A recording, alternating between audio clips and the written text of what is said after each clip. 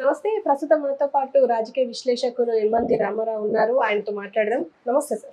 నమస్తే అమ్మా. సార్, రోజా చాలా రోజుల తర్వాత బయటికి రావడం, ఒక టెంపుల్ కి వెళ్ళడం, దర్శనం చేసుకొని వస్తుంటే ఒక కార్మికురాలు ఫోటో అంటే సెల్ఫీ కోసం దగ్గరకు వస్తుంటే దూరం దూరం అని చెప్పేసి చూపిస్తున్నట్టు ఒక వీడియో బాగా వైరల్ అవుతుంది. అంటే ఇదంతా చూస్తుంటే కావాలనే ఇలా టార్గెట్ చేశారా రోజాని అని చెప్పేసి చాలా మంది మాట్లాడుతున్నారు. మీరేమంటారు సార్? రోజాకి ప్రస్తుతం ఒక వికలమైన మనసుతో ఉన్నారు. ఆవిడ ఎప్పుడు అలా ఊహించుకోలేదు, తను ఓటమిని ఊహించుకోలేదు. ఒక 10-15 ఏళ్ల పాటు రాజ్యం ఏలుతుందా అంటే ఏలుదాం అనేటువంటి ఆ తృష్ణతో ఉన్న రోజాని జనం తిరస్కరించుకోవడం ముందుగా జీర్ణించుకోలేకపోతుంది. ఇప్పుడు ఇట్లాంటి పరిస్థితుల్లో ఎవరికైనా ఏదైనా జ్ఞాపకం వచ్చిందంటే భగవంతుడు. అప్పుడు మొదట్లో మనకి భగవంతుడు గుర్తు రాడు. ఎప్పుడైతే మనం ఊహించని పరిస్థితి మనకు కలిగిందో అప్పుడు భగవంతుడా నువ్వు ఉన్నావు అనుకుంటాం. నిజంగా రోజా చేసిన పూజలకి, రోజా దర్శనం చేసుకున్నటువంటి సంఖ్య ఎంతో తెలుసా? ఆల్మోస్ట్ ఆల్ యావరేజ్గా ఈ సంవత్సరం అంటే సంవత్సరానికి 50 దర్శనాలతో పాటు అంటే 5 సంవత్సరాలకి 550 అంటే ఎంత అవుతుంది మనకి? 2500 దర్శనాలు చేసుకొని ఉంటుంది. ఒక్కసారి వెళ్ళి దర్శనం చేసుకుంటే ఆ వెంకటేశ్వర స్వామి కోరిన కోరికలు తెలుస్తారు కదా. ఇది నిజంగా పిచ్చ భక్తురాలన్నమాట.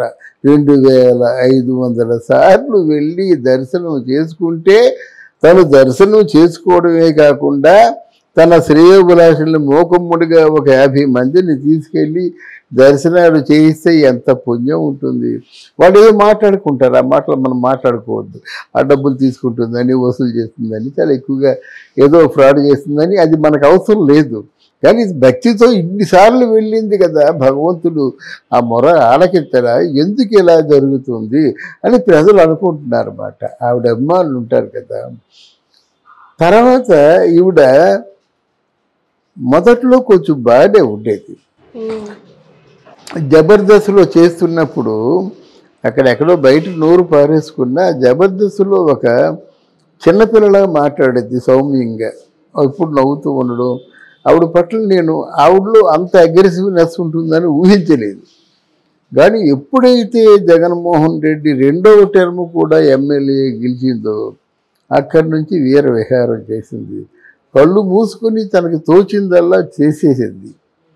ఒక 12,000 రూపాయలు రెంటింట్లో ఉన్నటువంటి రోజా, తన చెక్కులన్నీ కూడా బౌన్స్ అయిపోయి కేసులు ఎదుర్కొన్నటువంటి రోజా, తను అన్నదమ్ములిద్దరూ కూడా బాగా నష్టపోయి ఫ్రాడ్ అని, ఎందుకంటే కుమారస్వామి ఇచ్చిన చెక్కులు సూపర్ హిట్ పత్రిక కుమారస్వామిది అంటే అన్నదమ్ములది, దానికి 35 లక్షలు ఎంతో నష్టపోయింది. నష్టపోయినప్పుడు ఎలా వీళ్ళు ఏదో తాత్కాలికంగా నిలుపుదల చేయడం కోసం చెక్కులు ఇచ్చారు. ఆ చెక్కులు మారలేదు, కేసులు వచ్చాయి. అటువంటి పరిస్థితిలో ఉన్నటువంటి రోజా ఈరోజు ఒక 3,000 కోట్లకు అధిపతి అంటే సహజంగా అందరూ ఆలోచిస్తారు ఎలాగ ఇంత స్థాయి వచ్చింది. వాళ్ళ అన్నదమ్ములు ఇద్దరు కూడా మినిస్టర్ల కింద లెక్కే, వాళ్ళ ఆయన ఒక మినిస్టర్ కింద లెక్క. అంటే 1 shot 4 birds అన్నమాట. ఒక ఎమ్మెల్యే అయ్యి, ఒక మంత్రి అయ్యి మొత్తం 4 చెరగులుగా పంపించేసింది. 4 చెరగుల అంటే ఒక దిశల అని అర్థం, తప్పు మాట ఏం కాదు. అప్పుడు ఈ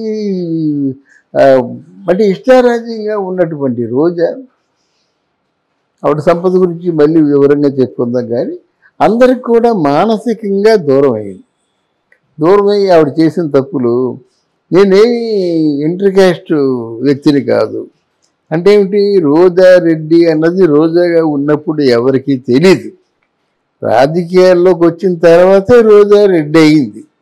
తను చెప్పుకుంది, నేను కూడా రెడ్డినే, నాకు జగన్మోహన్ రెడ్డికి సన్నిహిత సంబంధాలు ఉన్నాయి, రెడ్డి అనేటువంటి ప్రస్తావన పరంగా అని చెప్పుకొని మొత్తానికి ఏంటంటే అంటరాని వాడిని దూరంగా ఉంచాలనేటువంటి మాట. నేనేం అంటరాని దాన్ని కాదు అని చెప్పేసరికి అంటరాని వాళ్ళు దూరంగా ఉంటారన్నటువంటి నమ్మకం తనకి. దాంతో అంటరాని వాళ్ళందరూ కూడా గొడవకు వచ్చారు, తాట తీసేస్తా ఉన్నారు. అంటే ఖబర్దార్ అనేటువంటి ఒక వార్నింగ్లు ఇచ్చారు. మొత్తానికి ఏదో క్షమాపణ చెప్పుకుంది.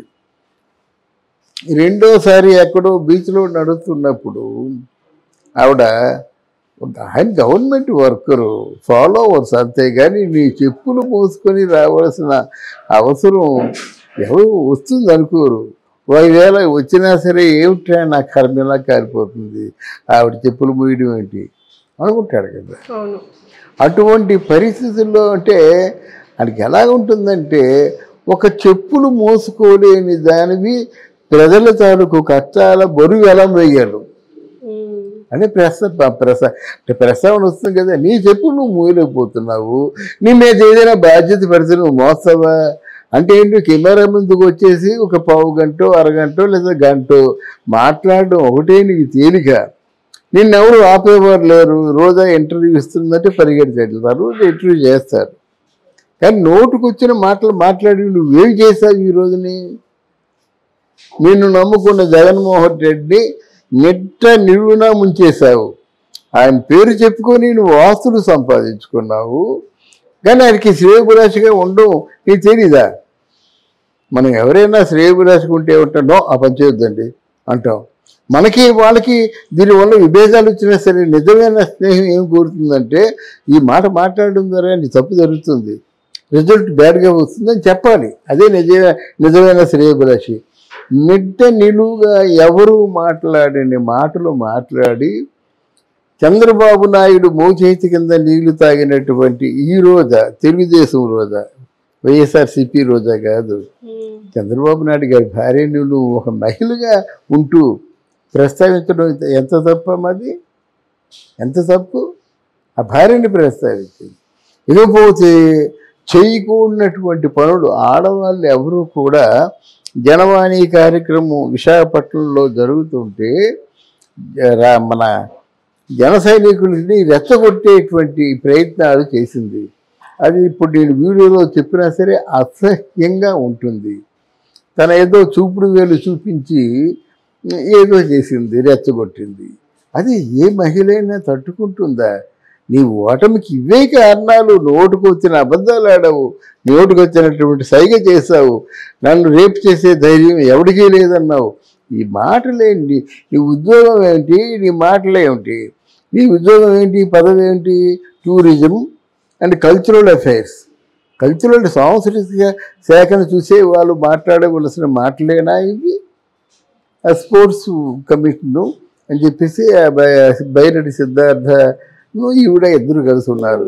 దాంట్లో అందరూ అనుకుంటున్నారు కదా 100 కోట్ల పైన తినేసిందని చెప్పేసి. దానికి సమాధానం చెప్పారు కదా. అంటే నిన్ను నువ్వు ఎంత కించపరుచుకున్నావో పరుచుకున్నావు, ఇంకా పరుచుకుంటున్నావు. ఓడిపోయారు, గవర్నమెంట్ గారు దుకాణం సర్దేసుకున్నారు, కొంతమంది పరాయి ప్లేసులు వెళ్ళిపోయినారు, నువ్వు కూడా వెళ్ళాలని సిద్ధంగా ఉన్నావు. ఇంకా జనం ముందు నువ్వు పరసలు అయిపోయినట్టయితే నిన్ను ఎవడు క్షమిస్తాడు? ఏ జనం వచ్చి సెల్ఫీ తీసుకుంటే తప్ప ప్రేమతో వస్తారు. ఎవరైనా కొంచెం చదువుకున్న వాళ్ళు ఎవరో అటుపోయి చూడరు. వచ్చారంటే పాపం ఆవిడెవరో మామూలు స్కావెంజర్ వచ్చింది, ఫోటో తీసుకుంటే నీకు అంటరానితనం అనే భావన లేకపోతే ఫోటో తీసుకుంటాగా. అందువల్ల ఎంతవరకు సర్వనాశనం అయిపోతుందన్నమాట. అంటే ప్రజలు మంచిగా అనుకున్నటువంటి ఒక మాట మాట్లాడటం లేదు, ఒక ప్రవర్తన కూడా ఆవిడ ప్రవర్తించటం లేదు. ఇంకా మునిగిపోతుంది మాట. ఎలాగా డెఫినెట్గా జైల్లో కూర్చుంటుంది. సింపతి అసలు 1% కూడా లేకుండా చేసుకుంటుంది. దీనివల్ల కారణం ఏంటంటే, దీనివల్ల వచ్చేది ఏమిటంటే జగన్మోహన్ రెడ్డిని పూర్తిగా ముంచింది. ఆయనకేమో డబ్బు కోసం ఉంది. అంటే 90% 99% జగన్మోహన్ రెడ్డి మునిగిపోతే నువ్వు 100% మునిగిపోయావు, నిన్నెవరూ పైకి తీసుకురాలేరు. ఇదే నేను చెప్పే మాట.